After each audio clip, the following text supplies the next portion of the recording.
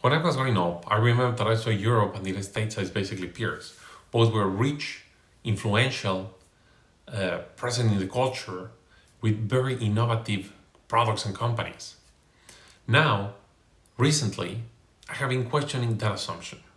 And this is motivated for a few factors. For instance, when I'm thinking about the largest companies on earth, I'm thinking about American companies. This is the same for other factors like technology, venture capital, artificial intelligence. I think it's difficult to find companies as influential and big as Tesla, Meta, Google, Nvidia, SpaceX, that kind of forces. So, is Europe actually falling behind? To investigate this question, I did a deep dive on 35 years of data, and what I found is surprising. Before we get into the numbers, I want to explain where this question comes from. When I think about Europe, I think about Germany as an engineering powerhouse. I think about France as a major political and military actor. I think about the United Kingdom projecting influence around the world. I think about famous universities, industrial champions, and a continent that play a central role in shaping modern civilization, especially in the West. Whether those memories are perfectly accurate isn't really the point. The point is that Europe felt important, not just prosperous, important. And today, at least to me, it feels different. The question is, has really changed, or has my perception changed? Let's look at the data. The first place to start is economic growth. I look at GDP data from 1990 until 2024. The first thing we notice is that every economy we are discussing became larger.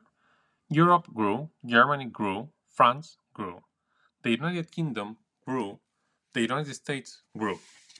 Nobody is becoming poorer in absolute terms, but the important question is not whether they grew. The important question is who grew faster. The European Union increased its GDP by approximately 72% from 1990 to 2024. Germany increased by 56%, France by 60%, the United Kingdom by 92%. Meanwhile, the United States increased by roughly 132%, and that's a very large difference. Let me put that into perspective. Imagine two children who were both 1 meter tall in 1990. One grows like the European Union, the other grows like the United States.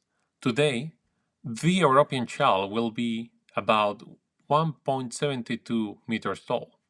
The American child would be 2 meters and 32 centimeters tall. Obviously, humans don't grow that way, but it helps illustrate the scale of the divergence. At first glance, it appears that the United States has significantly outperformed Europe over the last 3.5 decades. But GDP alone doesn't tell us why, because economies can grow for different reasons. So let's go one level deeper. One possibility is population growth. In general, more people in your population means that you have more workers and more customers, then a bigger GDP. We see significant difference between the United States and Europe. The United States growth in population 36% from 1990 to 2024. This means a change of 250 million to 340 million in this period. Meanwhile, in the European Union the change was 7%, in Germany 5%, in France 18%, and in the United Kingdom 21%.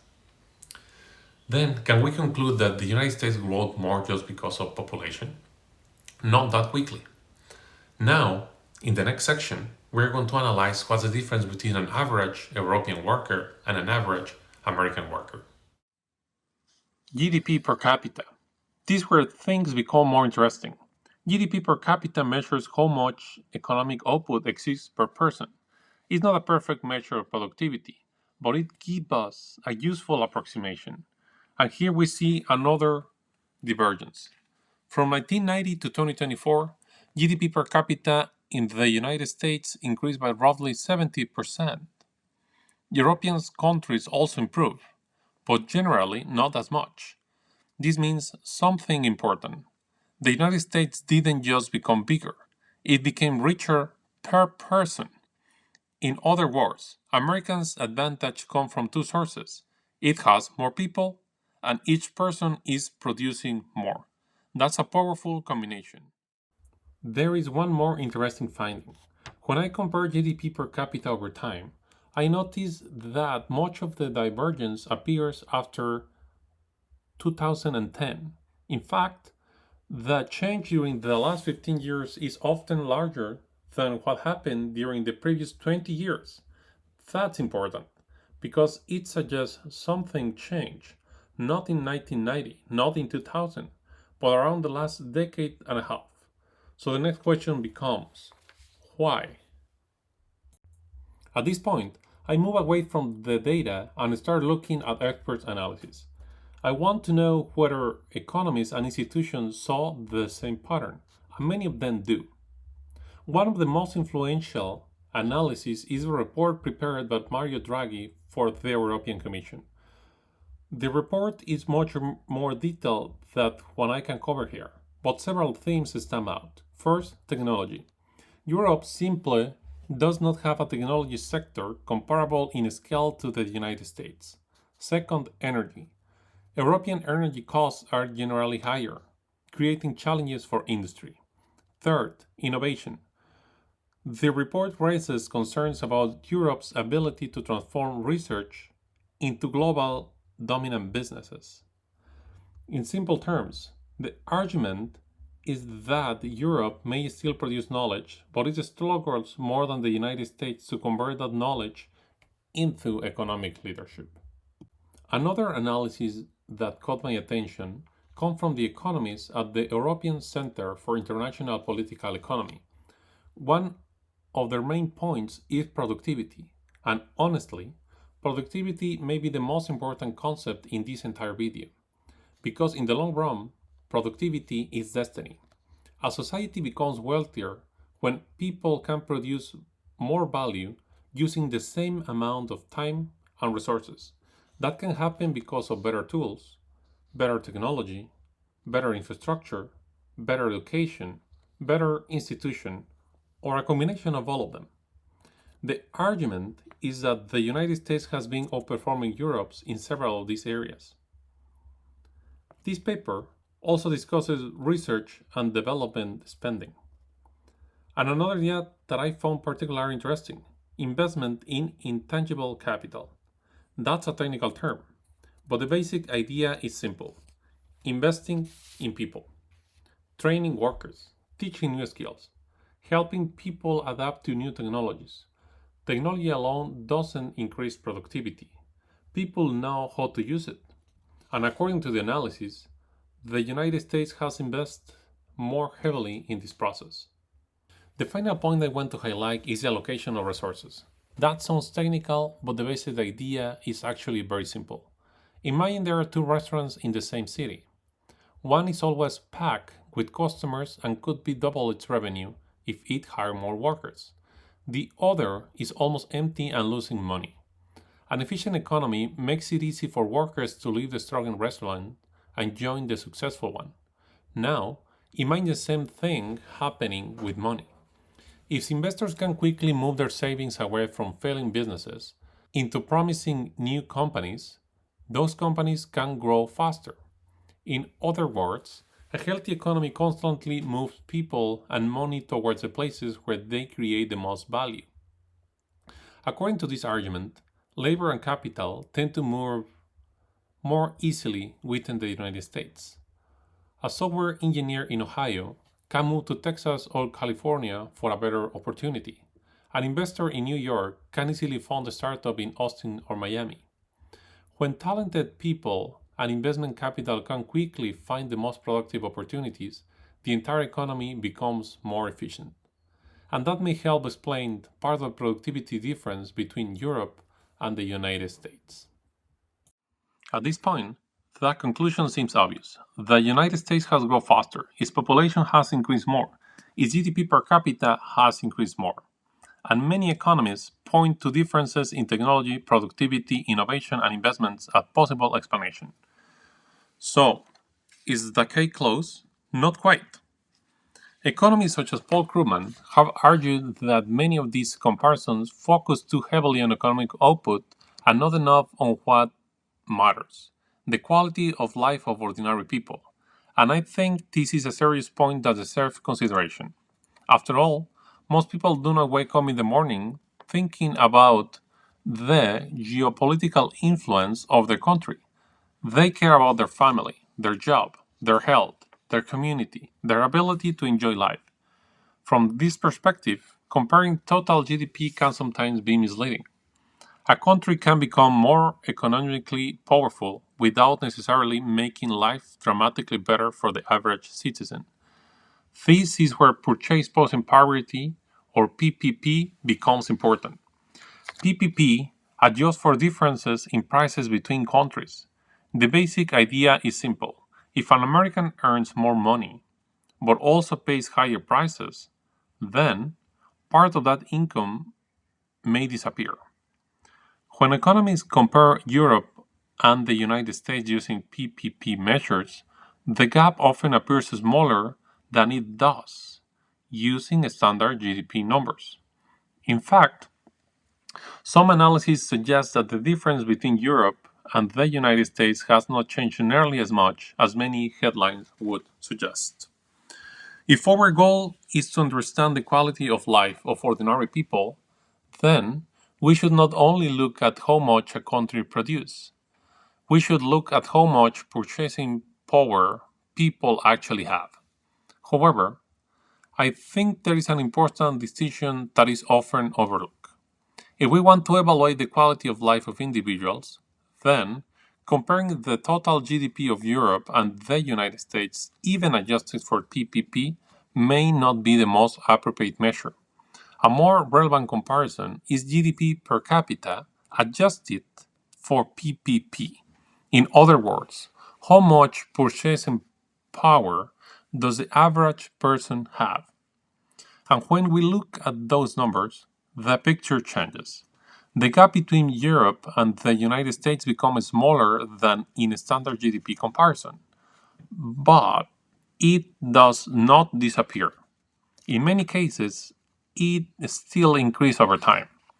This suggests that the average American has experienced larger gains in purchasing power than the average European over the last several decades. At the same time, I think there is another limitation that applies not only to GDP, but also to GDP per capita and PPP measures. Quality of life is bigger than economic output.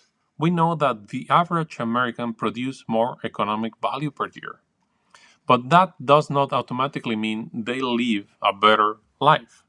Maybe they work longer hours. Maybe they have less leisure time. Maybe they take fewer vacations. Maybe they experience more stress. Economic statistics are powerful tools, but they cannot fully capture these dimensions of human well being. So I think the strongest criticism to our previous conclusion is not that the divergence between Europe and the United States does not exist. The data suggests it does. The strongest argument is that economic performance and quality of life are not the same thing. And depending on which of those questions we care about most, we may arrive at different conclusions. After looking at the data, I conclude that the divergence between the United States and Europe is real. The United States has grown more both in population and GDP per capita, thus also in GDP. Specialists agree that productivity has been an important factor to explain this difference. So, at least in economic terms, it seems like the United States is pulling ahead. The strongest counter-argument is that economic growth is not the same thing as quality of life. And I think that's absolutely correct. Europe remains one of the wealthiest, safest, and most developed regions in the world. If we look at purchasing power measures, Europe as a whole remains very prosperous. But when we move from the level of countries to the level of individuals, the picture becomes more complicated. The PPP adjusted GDP per capita numbers suggest that there is still a meaningful divergence between Europe and the United States. In other words, the average American has been increasing their economic output and purchasing power faster than the average European. From that perspective, the relative quality of life of Europeans appears to be declining compared to Americans, even if living standards in Europe remain high by global standards. The data also suggests that Europe is not growing as fast as the United States in two fundamental dimensions: population and productivity. There are fewer new people entering the economy, and each person is becoming more productive at a slower rate. If those trends continue, it becomes easier to understand why there is a sense of economic stagnation, especially when comparing themselves to the United States. But perhaps the most important implication goes beyond individual living standards. Over the last several decades, Europe's share of global economy has gradually declined. As a region becomes a smaller part of the world's economic output, it naturally has less ability to shape global events. Economic power is not everything, but it matters. It influences technological leadership. It influences military capabilities, international institutions, and cultural reach. And it influences which societies have the greatest ability to define the future. So the question that remains is not whether Europe is prosperous. It clearly is. The more important question is whether Europe can maintain its historical level of influence if it continues becoming relatively smaller compared to the world's fastest growing economic powers. Can Europe preserve its geopolitical relevance? Can it maintain its security and military capabilities? Can it continue shaping international institutions? Can it remain a center of innovation and culture? I don't think this video answers those questions, but I do think the economic trends we have examined today explain why those questions are increasingly being asked. Europe is not in decline in absolute terms. It remains one of the most successful regions on Earth. But relative to the United States, the gap appears to be widening. If these trends continue, this will become one of the main economic and geopolitical stories of the 21st century. Influence and prosperity are not the same thing. Europe has prosperity. The challenge is whether it can maintain influence. What do you think? Is Europe genuinely falling behind? How the European government should react to this information? Should they care that their growth is not as fast as in the past? Should they care that the growth is relatively smaller versus the United States and other emerging powers? How can they continue to have their level of life, influence, and presence in global culture if they are becoming relatively small? Let me know in the comments. If you like this kind of data-driven analysis, consider subscribing. This is exactly the kind of questions we're going to explore in the next videos.